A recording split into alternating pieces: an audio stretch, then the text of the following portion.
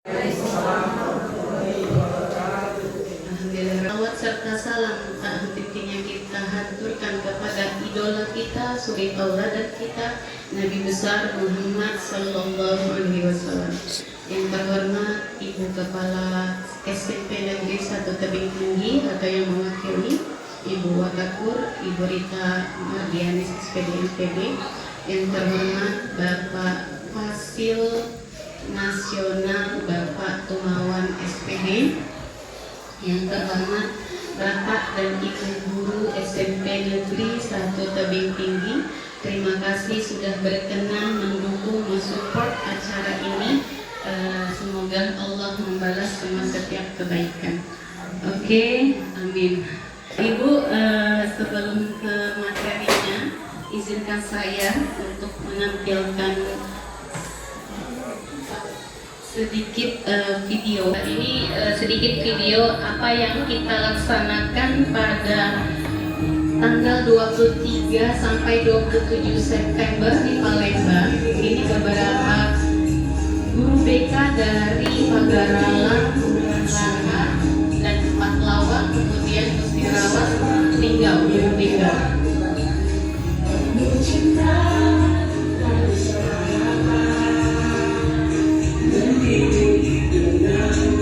Jadi ini emas atau lagunya BK.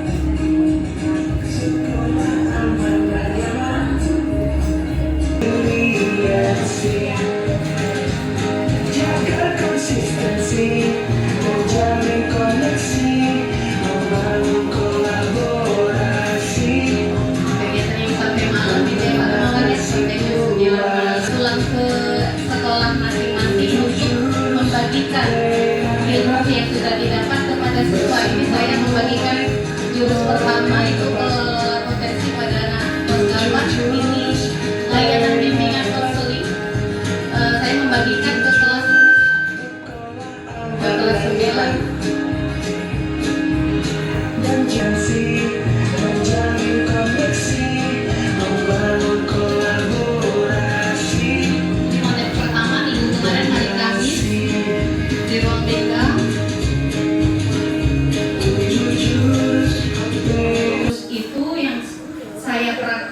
Baru 2 jurus. Minggu pertama itu praktek jurus yang 1, kenali potensi, terus praktek yang kedua bimbingan kelompok dengan jaga konsistensi. Sebelum ke materi selanjutnya, kita ice breaking terlebih dahulu biar semangat mungkin ya. Jadi ketika saya memperagakan seperti ini, maka ini adalah Marina. Ini Marina ya, Marina, Marijo, menari di atas menara. Oke, Bapak Ibu ya, diingat gerakannya. Jadi sama-sama kita akan menyanyikan dulu sambil Ibu melihat instruksinya ada di gerakan saya. Jadi Bapak Ibu menyebutkan dan peragakan apa yang saya peragakan ya. Oke, kita mulai ya, kita coba dulu. Marina, Marijo.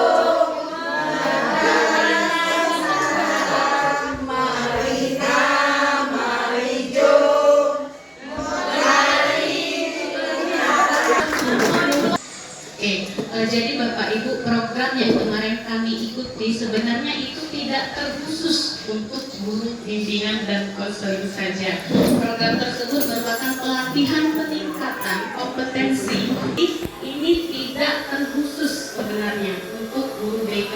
Hanya saja karena BK itu dari awal memang fokusnya ke perkembangan anak, karena kami bukan mata pelajaran tapi layanan. Jadi ini insya Allah akan bermanfaat untuk Bapak Ibu walaupun mata pelajarannya bukan BK.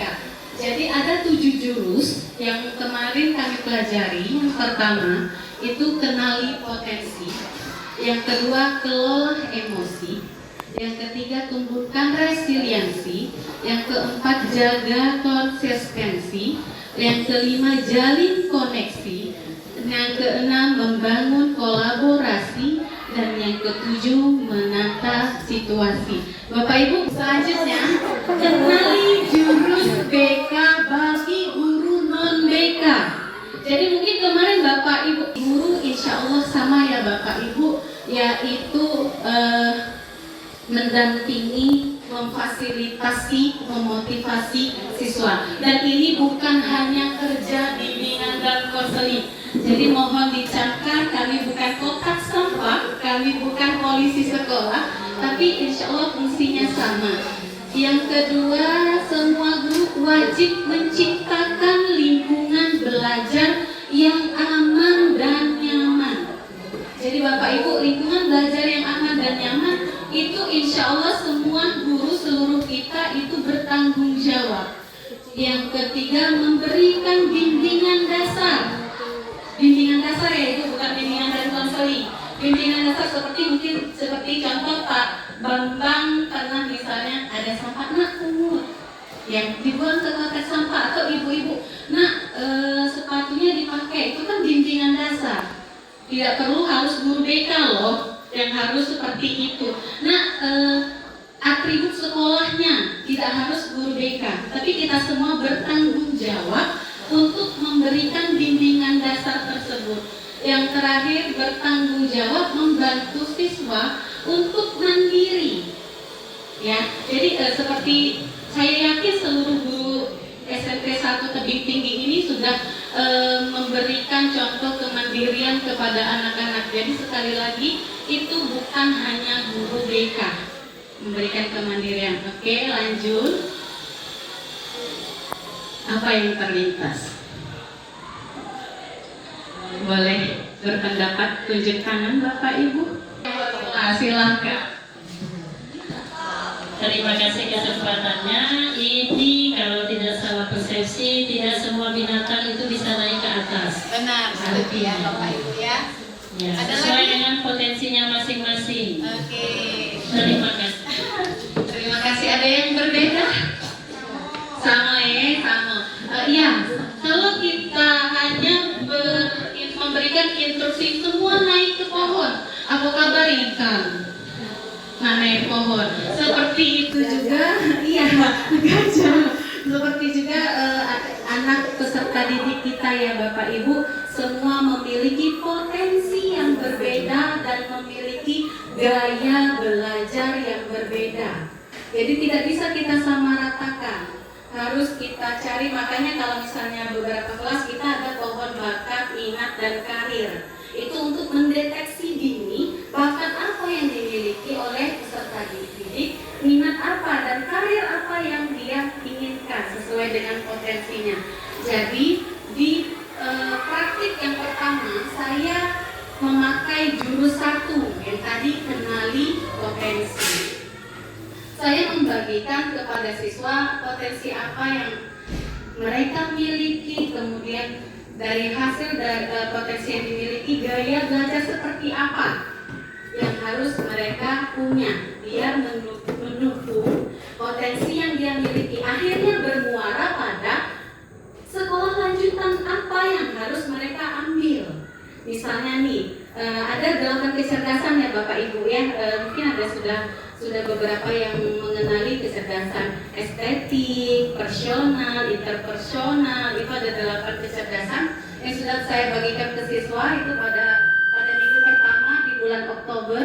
Jadi sudah saya bagikan kepada siswa, tapi ini hanya untuk kelas 8 kemarin. Insya Allah nanti akan berlanjut dibantu oleh Bu Fatma, Ibu Rati, Bu Lia sama Ibu Rosi. Jadi mengenali potensi siswa, kemudian mengenali gaya belajar apa dari potensi. Contoh misalnya estetik itu kan lebih ke gerak ya. Jadi biasanya gaya belajarnya berarti bergerak, auditori, kinestetik, dan visual. Jadi biasanya anak yang kinestetik, potensi kinestetik, dia akan memilih gaya belajar yang kinestetik. Oke, Bapak Ibu, apakah ada handphone semua? Bawa handphone semua? Siap. Bapak Ibu, silakan, saya akan membagikan sedikit ilmu. Jadi silakan ke Google. Aku pintar. Sudah ketemu? Silakan dimulai. Hasilnya ya, nanti hasilnya screenshot ya.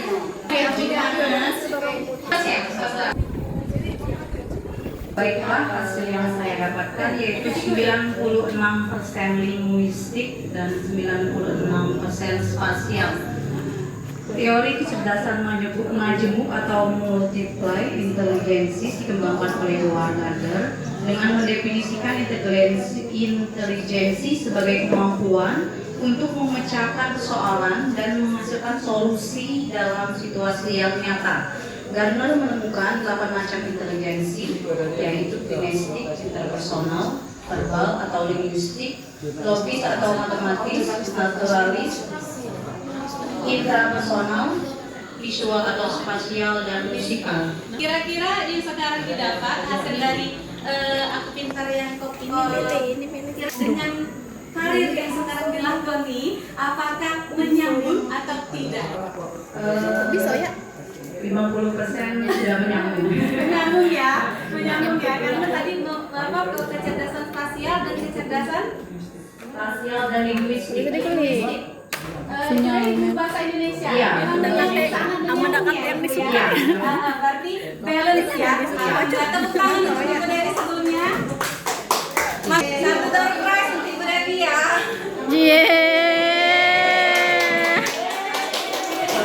Yang kedua tadi siapa Miss Ambar dulu apa Ibu Sela dulu? Ibu Sela. Oke, silakan Ibu Sela dibacakan hasilnya. Baiklah, terima kasih. Di sini saya mendapatkan kecerdasan intrapersonal. Bisa dibacakan Ibu. 92%. Tinggi sekali ya. Kecerdasan yang terletak pada diri seseorang yang ditandai dengan kemampuan untuk memahami diri sendiri dan bertindak berdasarkan pemahaman tersebut. Terima kasih. Kira-kira dengan profesi sekarang apakah menyambung tidak? Menurut saya sudah sesuai dan menyambung. Iya, menyambung ya kan guru mata pelajaran PPKN ya, warga negara ya Ibu Sela. Oke, tepuk tangan dengan Ibu Sela. Terima kasih jawabannya. Silakan dilanjutkan. Bu Heni, menyambung Ibu Heni? Menyambung ya. Walaupun kecerdasan apa Bu Heni? Dapat apa hasilnya? 100%. Tepuk tangan 100%. Apa hasilnya Bu? Oke, berarti tidak ada lagi. Saya bukan guru, tapi saya harus jadi guru karena hasil membuktikan sangat baik ya Ibu ya. Oke, Bapak intrapersonal. Jadi lebih memahami diri sendiri sama Bu Eni ya. Kita lebih memahami kita menyelesaikan diri kita sendiri dahulu baru bisa mencinta alam. Siswa. Jadi Bapak Ibu informasikan bahwa ilmu ini tidak hanya untuk BK. Ya, jadi Bapak Ibu mungkin Miss Alfa, Ibu Heni atau yang misalnya seluruhnya bisa kalau misalnya ingin mengetes siswa. Memang kendala kita siswa tidak diperbolehkan membawa handphone. Tapi kalau untuk refreshing sebentar atau apalagi, jadi mungkin saya rasa bisa berkoordinasi dan meminta izin kepada Ibu Kepsek kita untuk mengizinkan anak pada hari itu membawa handphone untuk mengetahui potensi anak. Atau mungkin bisa berkolaborasi dengan Ibu Heni, Ibu Ica untuk meminjam lab komputer ya. Jadi menghilangkan kejenuhan juga, tidak hanya materi. Seperti itu ya Bapak Ibu ya. Jadi nanti bisa diarahkan anaknya gaya belajar di situ nanti banyak Bapak Ibu ada aku pintar gaya belajar dari hasil potensi yang mereka miliki. Kira-kira gaya belajar apa yang cocok? Jadi mereka bisa menentukan, oh aku gaya belajarnya auditori. Jadi walaupun kita menyeluruh secara mengajarnya, tetapi anak bisa di rumah mencari cara apa yang dia bisa menangkap ilmu. Ya, seperti itu. Oke Bapak Ibu, masih ada Ibu mungkin mungkin yang masih menunggu silakan dilanjutkan. Kita lanjut tidak apa-apa. Tidak apa-apa. Ya, terima kasih ya. Oke, jadi dari 7 juz itu saya sudah mempraktikkan ke anak kelas 8 untuk mengenali potensi. Itu saya menggunakan lab. Ayo dapat apa? Menggunakan lab untuk apa yang cocok. Ada SMK, ada SMA, dan ada MAN kalau dia lebih tinggi. Tapi kalau di luar mungkin banyak pilihan ya. Kita putar sekalian. Tar aja. Sholat dulu ya. Tar aja. Oke, apa yang Bapak Ibu sekalian dengar? Ya, dia mau sholat sebenarnya, sudah siap-siap sholat, oke? Terus? Disuruh ingatkan apa?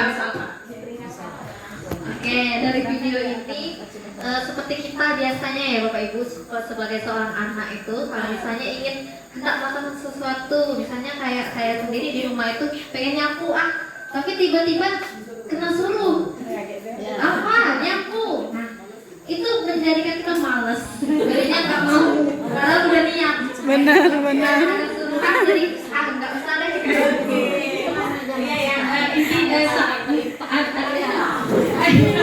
Jadi yang penting niatnya sudah dicatat malaikat dulu ya Bapak ya. Niat baik kan ingin sholat, ingin menyapu, tiba-tiba ketika disuruh diteriaki. Jadi memang seperti itu Bapak Ibu, kembali ke anak-anak. Jadi kita itu Aman BK tadi. sukanya Posisi sesuai menyangkut dengan DP itu. kesadaran daripada paksaan. Saya membagikan praktik ke anak-anak itu UJL kedua itu yang jurus 4 jaga konsistensi. Ya, jadi kesadaran dan paksaan. Bagaimana cara kita guru untuk menjadikan anak-anak itu kesadaran, sadar, dengan sadar dia menyukai perbuatan itu, tidak merasa dipaksa. Contoh bagaimana cara menumbuhkan kesadaran ke anak biar mereka itu sadar. Jadi kemarin OJL kedua saya bimbingan kelompok mempraktikkan tentang kesadaran itu sendiri. Saya mengambil yang pertama bimbingan kelompok menumbuhkan kebiasaan positif. Kita mulai dari yang kecil dulu Bapak Ibu. Terus saya mencari secara acak ya, anak-anak yang datang terlambat ke sekolah dan anak-anak yang tidak pernah datang terlambat ke sekolah. Jadi Bapak Ibu, kita jangan fokus ke terlambatnya, tetapi kita gali kenapa dia bisa terlambat. Jadi anak tidak merasa terpaksa. Kita menggali kesadaran, kira-kira ada beberapa macam, salah satunya, Bu, karena saya jauh rumahnya, jaraknya. Bu, karena saya tidur yang terlalu larut. Seperti itu. Jadi kita ambil contoh yang mudah-mudah saja dulu, itu sudah saya mempraktikkannya dengan siswa. Yang A mengepal tangannya kuat-kuat kenceng-kenceng. Ayo. Boleh, terserah. Dua tangan dipaksa. Caranya harus terbuka. Oke. Yang terbuka langsung tunjuk tangan ya. Oke, diangkat dan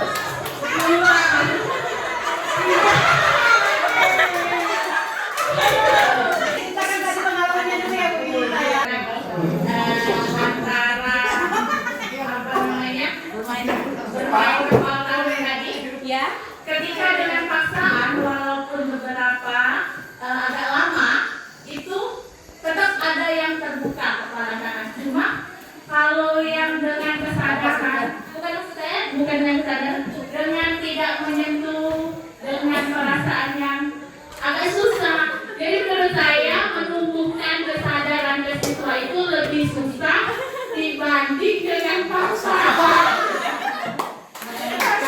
Tadi Bu Yunita bagian kepala di A ya?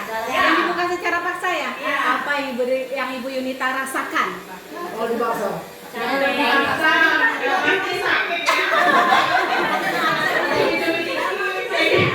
yang kira-kira terluka tidak? Terluka.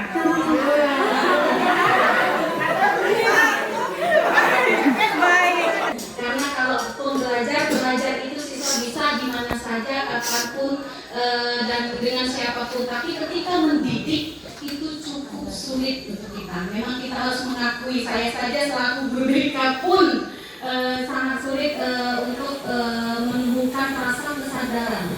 Jadi paksaan bentuk apapun itu memang dia menuruti, ya pasti menurutinya. Tapi dilakukan karena terpaksa. Ketika contoh misalnya, ketika kita mikir nih di depan, mungkin kalau misalnya dia kita paksa nih apa kata ibunya. Kalau kita tidak pikat di hari itu, saya yakin, saya biasanya anak perempuan itu pakai lipstick ya Bapak Ibu. Kalau saya pikat, saya sudah sediakan di Selasa. Nah, jadi kalau misalnya saya pikat, perhatikan setiap hari Selasa itu ada anak-anak yang memang dia minggu ini dia pakai lipstick, minggu depan dia tidak. Sepertinya saya sudah ditandai. Kalau hari Selasa ada yang sudah tegak pegang tisu basah. Tapi kalau hari lain saya ketemu 3 hari lain, dia masih tetap memakai lipstick. Iya Bapak Ibu, tantangan terbesar kita bagaimana cara menumbuhkan kesadaran ke anak-anak bahwa menumbuhkan kebiasaan positif itu baik untuk dirinya sendiri. Oke, terima kasih Bapak Ibu, kita sudah ada di akhirnya. Mari bersama-sama kita aman dan nyaman untuk terutama siswa kita. Kita tidak bisa berdiri sendiri, kita harus berpegangan tangan, kita harus saling support, saling mendukung bagaimana caranya dia sekolah kita ini menjadi sekolah yang nyaman dan aman untuk kita semua. Sekali lagi terima kasih atas saja. Jujur.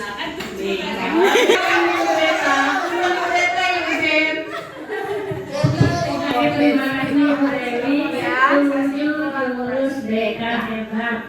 Yang pertama kenali potensi, yang kedua emosi, kemudian tumbuhkan relasi.